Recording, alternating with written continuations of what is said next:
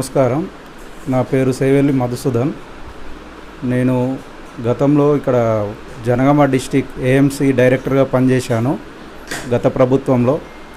నేను 2001లో inter first year చదువుతున్నాను. మా బ్రదరు సెకండ్ ఇయర్ ఉండే. టీఆర్ఎస్ పార్టీ స్థాపించగానే మా బ్రదర్ టీఆర్ఎస్వి విద్యార్థి విభాగంలో పనిచేయడం స్టార్ట్ చేసిండు. మా బ్రదర్ వెనుక నేను కూడా అన్న వెనుక తిరిగేది. అప్పుడు ఇక్కడ ఇన్ఛార్జిగా భాస్కర్ బాబు గారు ఉన్నారు.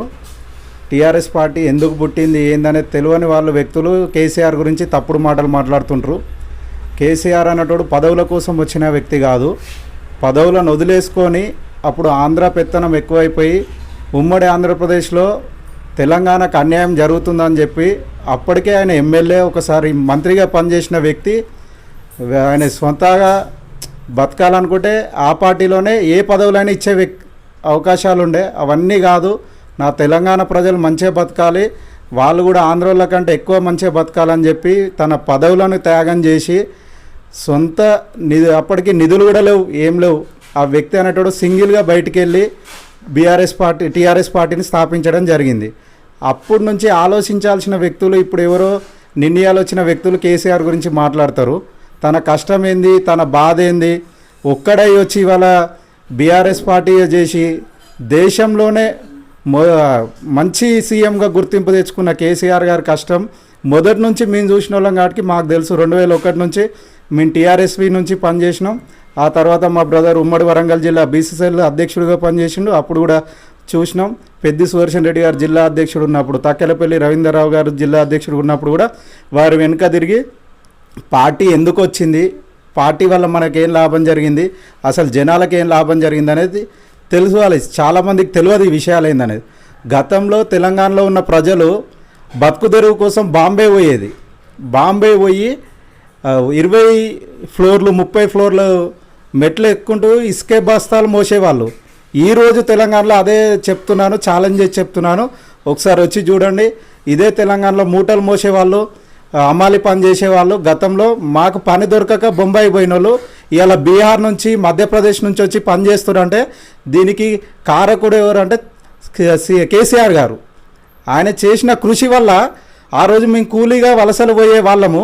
ఇవాళ మా దగ్గర వచ్చి మేము కాలు మీద కాలేసుకొని కూర్చుంటే కూలీగా పనిచేసే మమ్మల్ని దొరలను చేసిండు. తను దొర కాలేదు.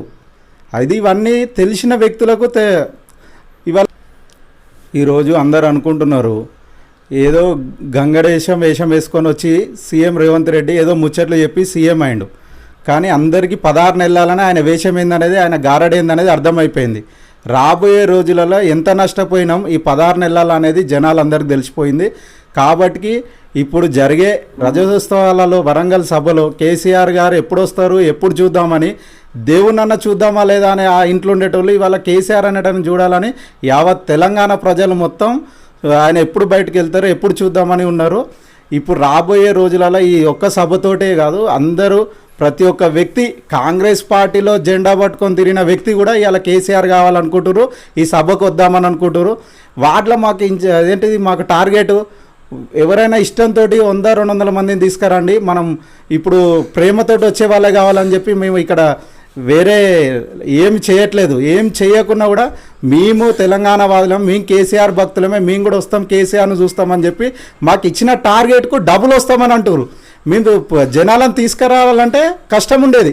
అరే 50 మంది ఇస్తే 50 మందిని ఎట్లా టార్గెట్ చేయాలి, ఇప్పుడు 100 మంది వస్తూ ఉంటారు. వాళ్ళని తీసుకుపోవడానికి మాకు అవి సరిపోవట్లేదు, వెహికల్స్ ఇట్లా సరిపోవట్లేదు.